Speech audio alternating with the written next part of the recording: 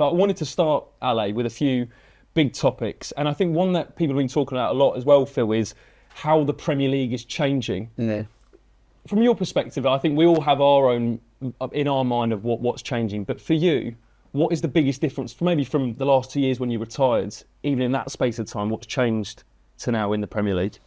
Well, I think when you look at the bigger teams, especially the likes of Liverpool now, obviously they're known for, you know, building from the back and the short passes and building through the lines and the phases of the pitch. But a lot of big teams now do go more direct. You know, you watch them now, they're not afraid, even Man City now, they're not afraid to stick one into Haaland. Yes, it's not just a punt upfield, it's a carefully guided ball where you can get runners off the back of him, but they're going a lot more direct. You see a lot of teams now, you know, you look at the corners now, Arsenal with the corners, you look at, you know, the throw-ins especially now, they're coming back into the game. I think what teams are realising now is that you have to find a way to compete against these bigger teams. And it's certainly been effective for quite a, you know, look at Brentford. It's been hugely advantageous for them. A lot of teams do it now. Even you get a deep free kick now, they're not thinking, oh, play short now. They're thinking, I'm going to stick one on the back post and see if we can get a quick knockdown. Are you surprised that Pep's changed, well, this season particularly, going more direct? No, I'm not surprised, because that's for me, that shows why he's such a good manager, because he's adaptable and he adapts really well. He doesn't just stay. He doesn't stagnate in one time, one area. He develops. He you know, you look at the likes he brought Pep Linders in to refresh. Sir Alex Ferguson used to do that brilliantly well. You know, every 2 or 3 years he'd bring another assistant in to try and regenerate new ideas, fresh ideas on the pitch. So, listen, the best managers are adaptable, and he's certainly done that. And we're going to be talking a lot about European football as well with our main man here, Serie A, La Liga. Ale, when you compare those leagues at the moment to the Premier League now, what are the differences? Or do you feel they're becoming more similar as time progresses? No, I'd say no. Especially if you compare the Serie A with the Premier League. Serie A is way more tactical.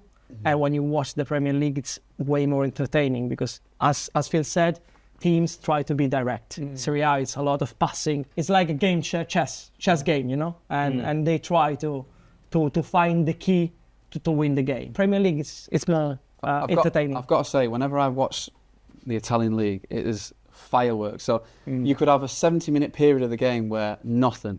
Game of chess, you move your player there, I'll move my player, and then all of a sudden, in the blink of an eye, there's 2 penalties, there's 2 red cards, there's 3 goals gone in at either end. It's crazy. Did you have the opportunity to go abroad?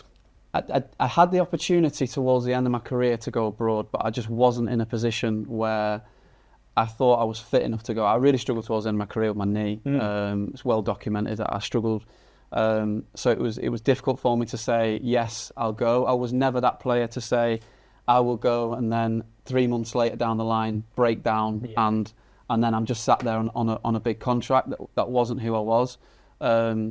So it was unfortunate, but it was how it was. Because we'll talk about that partnership you have with Chris Smalling, someone who's very dear to Ale as well.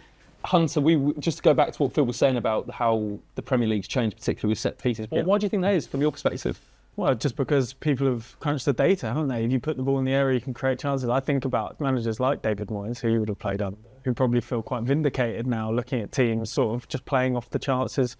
You know, his big man Fellaini, you know, it worked then, it works now. Football. Sam Allardyce. Sam Allardyce. I played on Sam at Blackburn. He was probably the first manager, I feel, that was huge on stats. He looked at like positions on the pitch where you would have, he calls it like the POMO, the point of maximum opportunity, and there was always the back post for him, whether it was a header at the back post or a knockdown back across the goal. Like, he looked at all sorts of data around, you know, we used to do urine samples in the morning to make sure that your levels were peak performers. He was a sort of, for me, sort of, not the pioneer, but the first manager that really sort of broke down data and why we use data. Because the perception of him is that he wasn't like that, weirdly, from my perspective anyway. No, he wasn't, but we you know, was the first person to, I think, wear heart rate monitors. And, you know, I remember in training, the day after the game, if you weren't in the squad, you would wear the heart rate monitor. And if you didn't get into a certain zone, whether it was the red zone they called it at the time, you didn't complete so many kilometres or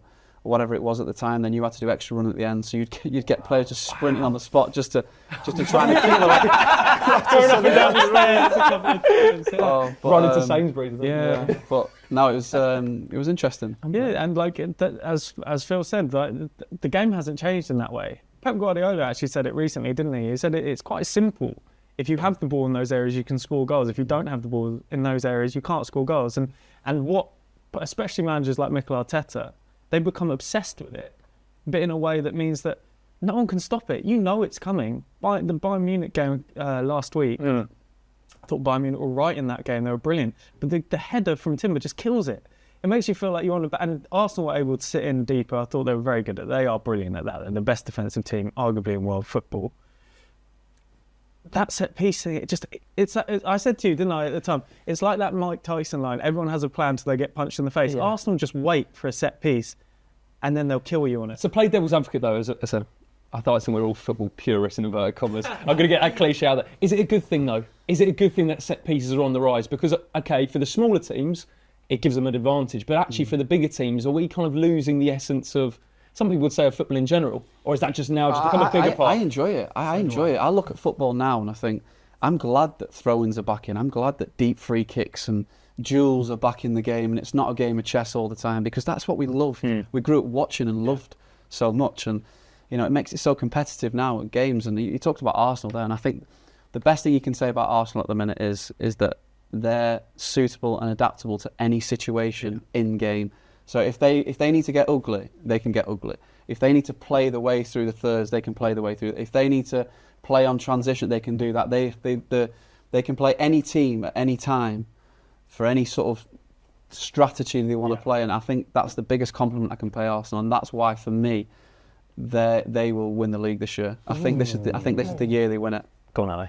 No, it's interesting because according to me, it's like if you want to win a league, if you want to be a win team, you need to be adaptable.